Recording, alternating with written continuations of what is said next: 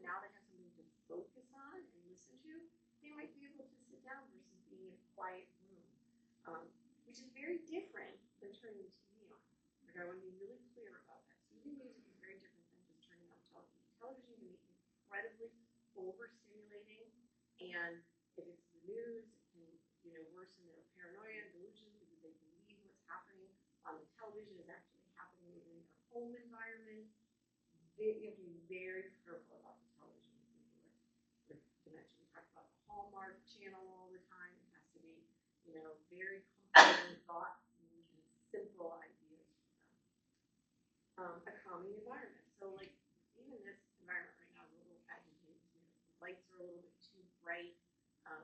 I love the colors in this room because it's classic for the theater, but it's a bit, overwhelming for a lot of people. So, if you're in a situation or you're in a room that's, bright pink or has a yellow floor and that's just too overstimulating, then try to find a calming environment. Try to lower the lights, put that soothing music on to try to help them be able to sort of bring that anxiety down. Sensory stimulation. So we talked about that. They want to touch, hold their hand, rub their hand, rub their shoulder, rub their back, get their own natural endorphins going. We can't do yoga, we can't do exercise, but we can stimulate a lot of that for them.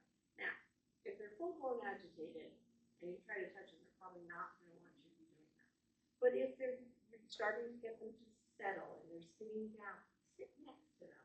Spend a few minutes rubbing their arms, trying to gently talk with them in a low, soft, quiet voice.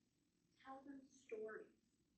Show them pictures of cute animals, bunnies and kitties. I used to use my phone all the time in the period and pull out pictures and kind of look at pretty flowers. And you get them focused on something that's non-threatening to them, and they can downregulate and begin to calm themselves. So that's the same thing as sensory stimulation. The other thing is the sensory stimulation olfactory. So we talk about essential oils, lavender and eucalyptus, and all of these scents are really wonderful in order to create a calming environment for them. Decrease the isolation. Don't be in their room by themselves. Stay with them. Sit with them. Have somebody else come sit with them. Don't try to just, here you stay here and calm down. Because the minute you walk out that door, they're right behind you again because they don't want to be by themselves. They're afraid. That's basically what they're telling you. And then there's the medications. And this, again, there's the triad again of the dopamine, serotonin, and the norepinephrine. And there are medications that will increase those neurotransmitters in their brain and help make them a little bit more apathetic, right? They just don't care that they don't really know what's going on, right? We're not going to change. I keep saying all the time, it's not any better. It's not making him any better. I'm just going to make him less agitated that he doesn't know what's going on, right?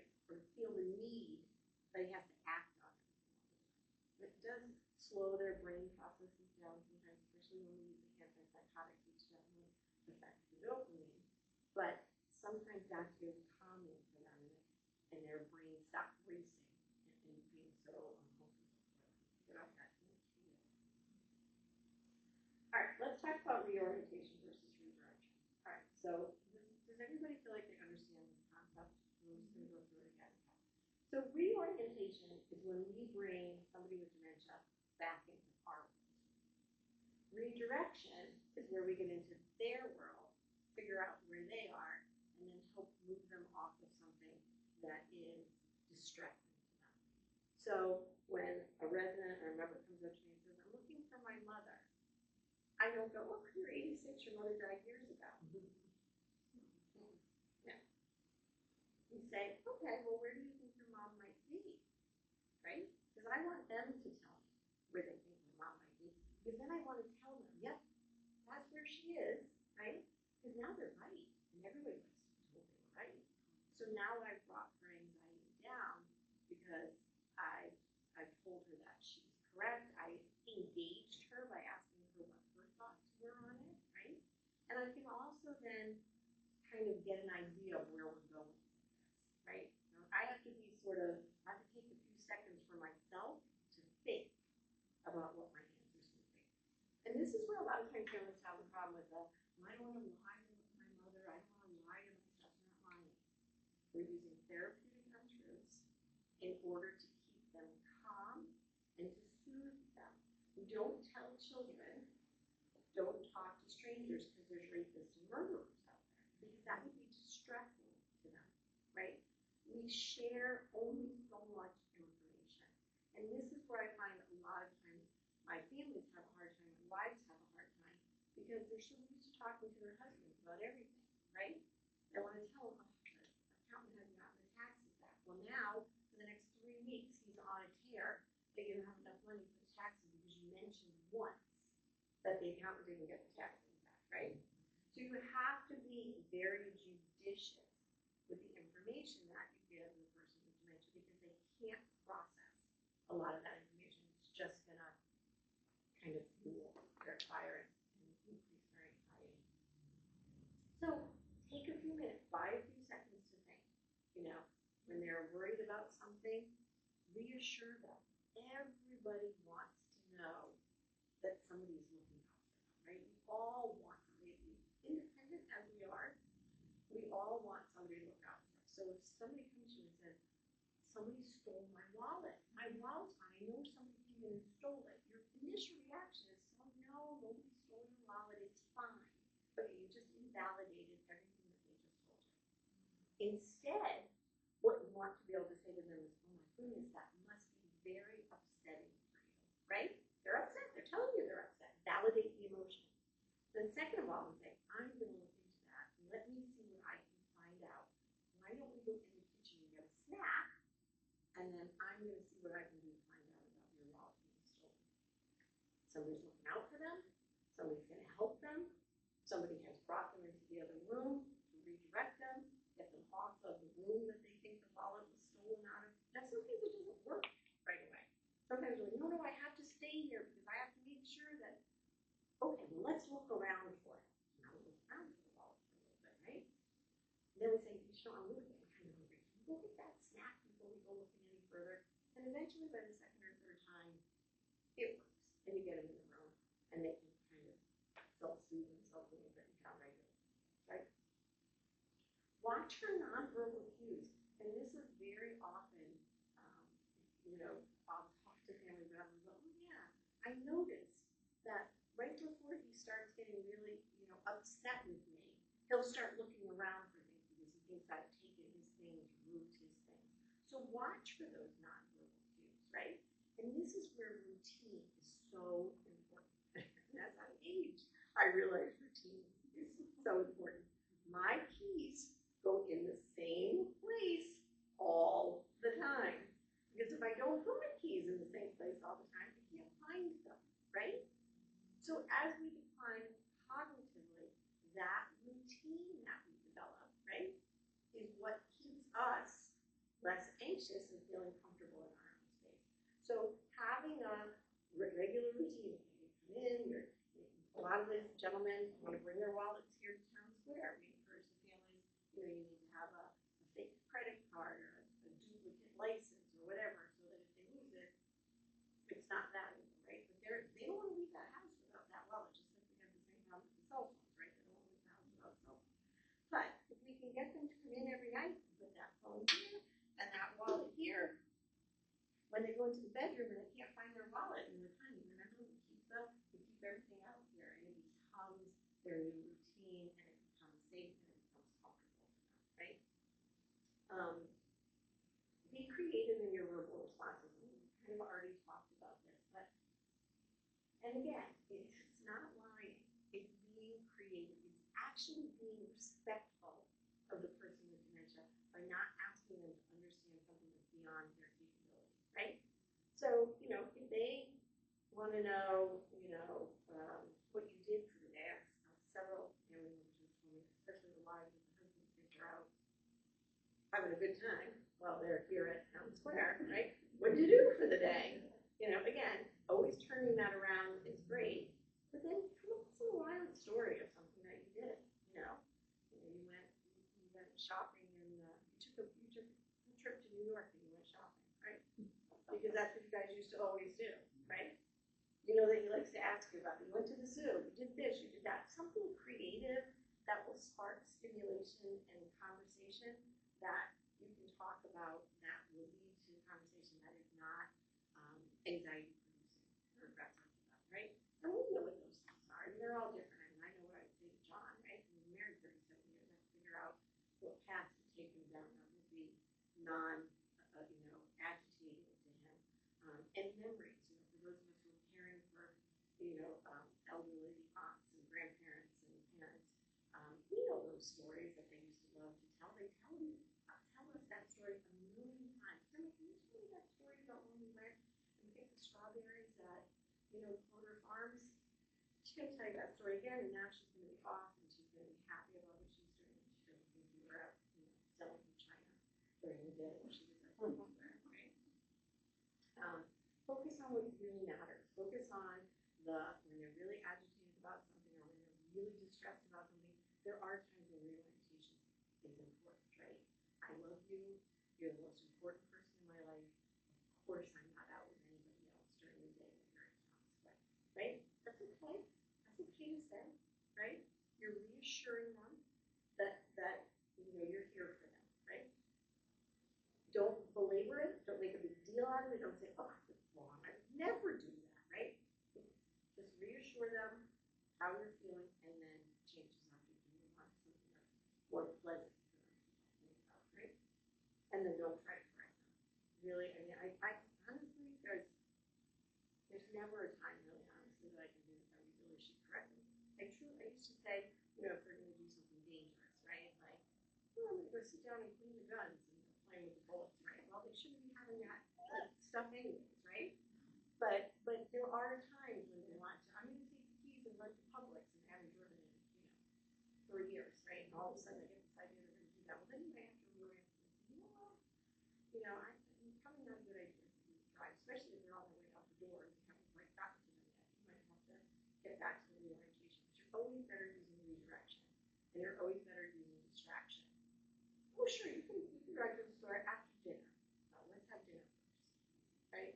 And then I'm like, now we're going to remember that. They're not. They're really not. And if they do, they're going to say, oh, well, gee, now it's raining, or now it's gotten dark, or we'll go in the morning, I'm tired, that kind of thing, right? So, and again, you've got to stay on your toes. And part of what I do these talks, and it's so hard, and as I do them more and more, I realize I'm sitting here looking at a group of caregivers who are exhausted. And I'm giving them all kinds of other things that now they have to do, right? Yeah. And I think to myself, oh, God. But actually, I spoke to another family member, she's actually on her husband passed away last week, and she said to me, when I learned how to get into his world, my life got easier. And she said, and you all taught me how to do that. And that, to me, was a success. She got to keep him home. He passed away right from the hospital to hospice house. He never went into a facility. To me, that was a huge success. And she learned how to care for him in that context of being able to get into his world. So. Okay, overstimulation. And I think we kind of talked about this a little bit too, right? They don't have the ability to process stimuli that comes in from multiple sources, and they become irritable and anxious and agitated. I myself am not good with a lot of sound or a lot of light. I know that it kind of overstimulates me. I drive, and it makes my feel crazy. I drive in my car with this radio off. I need complete and total silence. When I sleep at night, I need complete and total darkness, right? So, I mean, we have to think about, kind of here at Town Square, we've got the music going, and I'm always like, okay, this is a little overstimulating. There's actually been research that's been done that when you play music in the dining rooms and cafeterias of the assisted living facilities, the patients don't eat as well because they're distracted by so we've actually stopped playing music in the dining room because we find that they engage in conversation more because the music's not overstimulating for them. And one thing we learned during COVID was if you watch another person eat, you eat more and you drink more. And so we have less dehydration, we have more, food intake, and we have more socialization when the music's not playing. And I'm not saying there's not always, the woman who sang today was beautiful, and there's always a reason for music, and our members absolutely love the dancing and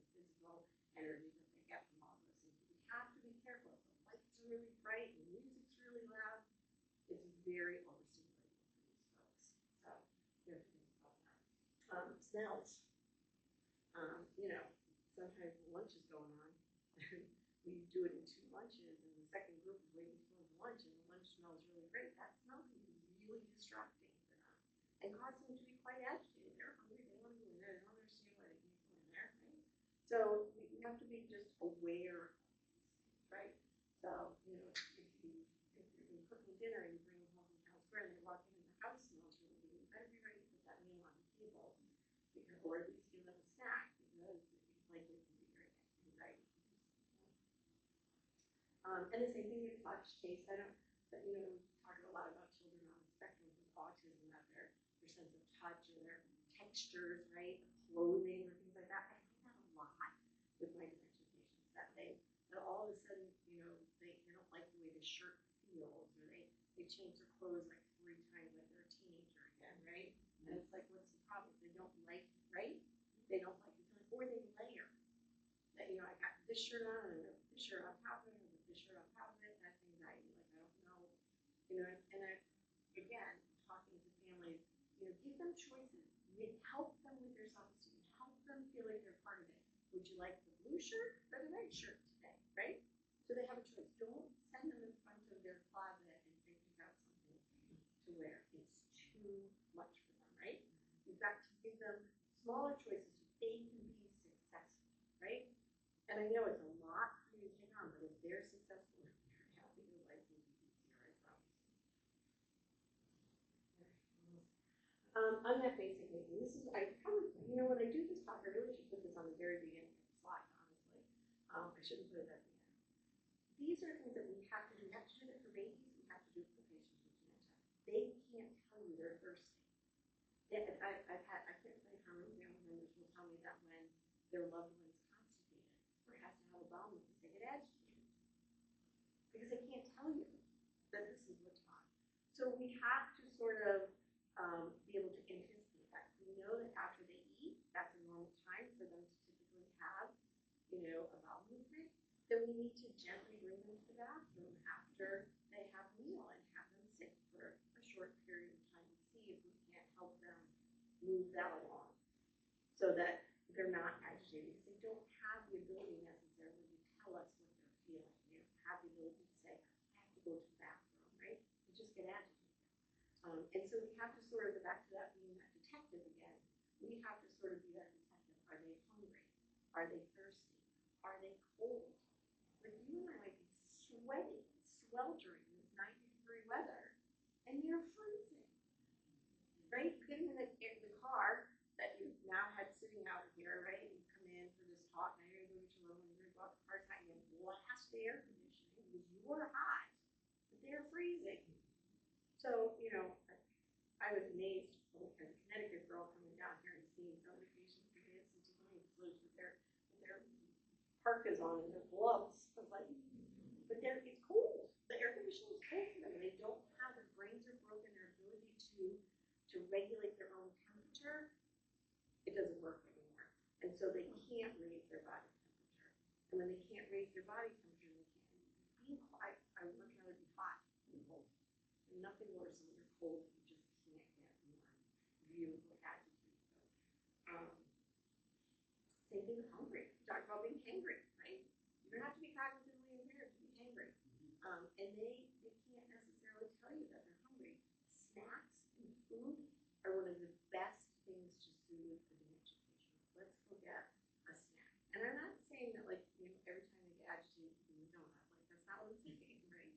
But you want to make sure that they've got some protein in their system, that they're not having huge fluctuations in their blood sugar, which is going to make them feel uncomfortable. I know exactly how I feel after eating all that chocolate this afternoon, right? So, you know, we need to make sure that their blood sugar stays relatively steady, that we're giving them small, frequent meals. They're not going to eat a big meal. And if they do, then they're going to be sleepy, and then it's, you know, so we want to try to make sure that we're managing that, just like we would a child who couldn't tell us that they had these needs.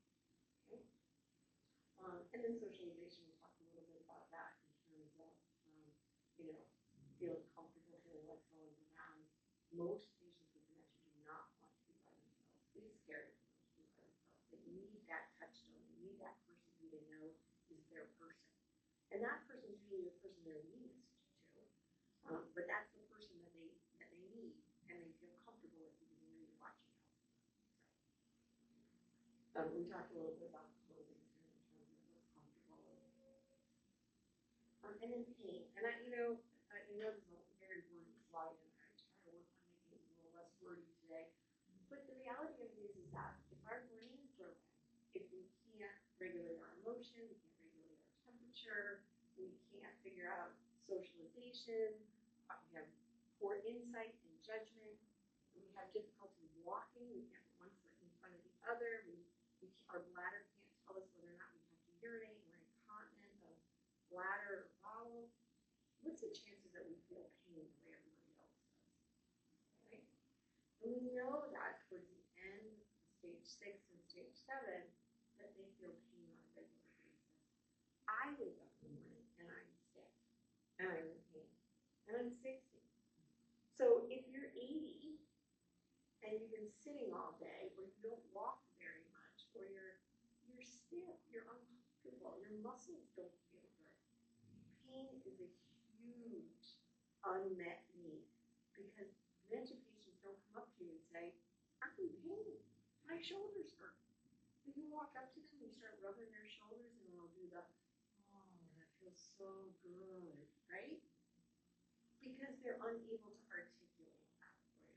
And so there are certain really benign medications we talk about, even just simple Tylenol. Giving dementia patients Tylenol before they go to sleep oftentimes will increase their sleep 2- to 3-fold because they're now comfortable and they can fall asleep and they can stay asleep, right? Because when you're sleeping, you get uncomfortable when you're old and your bones are, arthritic and light. So I think a lot of times, especially for me in the memory periods where I really have the 5s and 6s who really can't tell me what's going on, I have to be that advocate for them. I have to think about what's happening in terms of pain and does that need to be treated. And I'm not saying everybody gets, oxycodone. I'm just saying a little bit of Tylenol can go a long way to make people more comfortable. Okay. All right. 5 minutes to spare. Questions? Anybody? Go ahead. I have one about the pain. So nobody really told me the reason. Correct. So I just Tylenol. Well, again, you can look for non-verbal kind of cues. Does he grimace? When he goes to get up, and you go, like this kind of thing. When you go to touch him or help him, does he, vocalize like, ooh, like does that hurt, that sort of thing? Or if there's that, like they're fed, they're clean, they're watered, you've done everything that you need to do, and they're still sort of agitated, then you have to sort of make that assumption that it may be pain. And so then you can try, and I tell people it's sort of diagnostic as well as therapeutic. If you give them a Tylenol and their agitation goes away, guess what? It's pain. Okay. Right?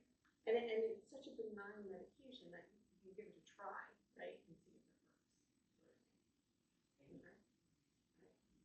Yes, I have a question about change of appetite. My husband is pretty mild Alzheimer's, and it's been about 5 months since the diagnosis. All of a sudden, all my taste buds have changed. Oh, I don't want anything. I'm not hungry, but I'll have a piece of pie. The appetite is like doing a turnaround. So a couple of things that you said that are really interesting. So you got the diagnosis 5 months ago. How long is the diagnosis ago? Right? Because people tell me that all the time. Well, I found out 5 months ago. Okay, well, that's when you found out. You probably knew before you found out, right? Yeah. And so mild, again, so you've got mild. So it's mild stage 3, it's mild stage 4, it's mild stage 5. And so there is different changes in that stage. We do know that they crave the sweets. That is number one. We all know that it's pretty much universal. If they've never had a sweet tooth before, it's a decline cognitively. Again, it's a self-soothing. Our taste is one of the few things that does stay in terms of sweets for us. We might not be able to see as well, we can't hear as well, we can't feel as well, but we can taste pretty good. So that is one of our ways to self-please ourselves, is to have something sweet.